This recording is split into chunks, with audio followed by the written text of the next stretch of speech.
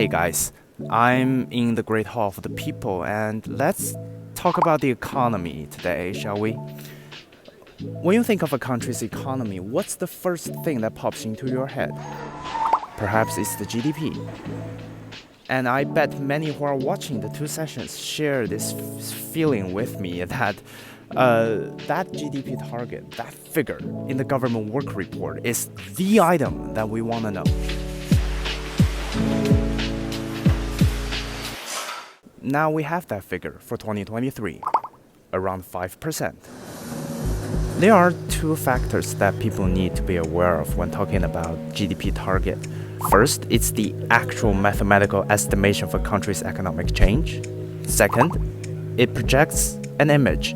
It lets the world knows whether the country is doing good or not, whether it's how's its market. People sometimes focus too much on the second one. And believe me, there are more than enough ways to paint a bleak image of an economy in any condition, good or bad. So to understand it, let's pull back a bit. In 2020, China's GDP grew by 2.3%. In 2021, it was 8.4%. 2022, 3%. Those were abnormal years, so you get the big fluctuations. But if you add that up and average it out, you'd find a 4.6% average growth rate. Not at all a bad figure compared to most other major economies during the same period. Based on China's past figures and the onward trend, but also with the gloomy global situation, 5% is a pretty reasonable target, isn't it? What we need to see is that, yes, China is still setting a numerical value, and that's very important. But we're more about quality than quantity now. How do you measure quality? There are a lot of ways, but it's hard to summarize everything into a single number.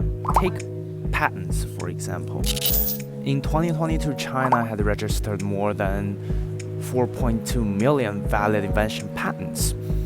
It's the first country to pass the 3 million threshold, and about 1.3 million of them were high-value patents. That increased by 24.2%. Innovation is the primary driving force for development, right?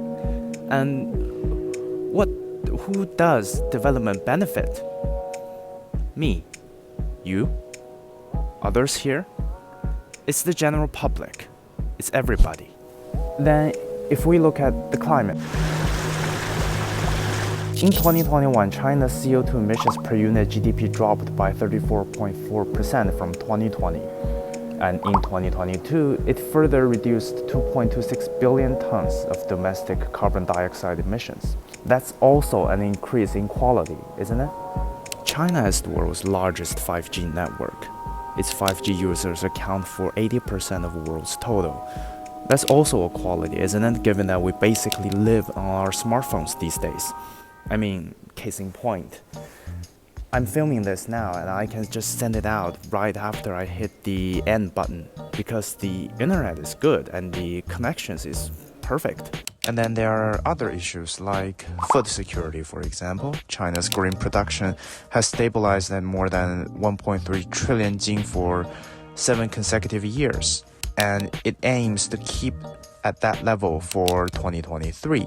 I mean, no one can say that food is not a part of the economy, and especially in today's world, food security is more crucial than ever. That's how you should look at the Chinese economy these days. The GDP number is important. It's a numerical value that you can compare and contrast easily. But the economy is about a whole lot more, and the broader look gives you a more accurate picture of it.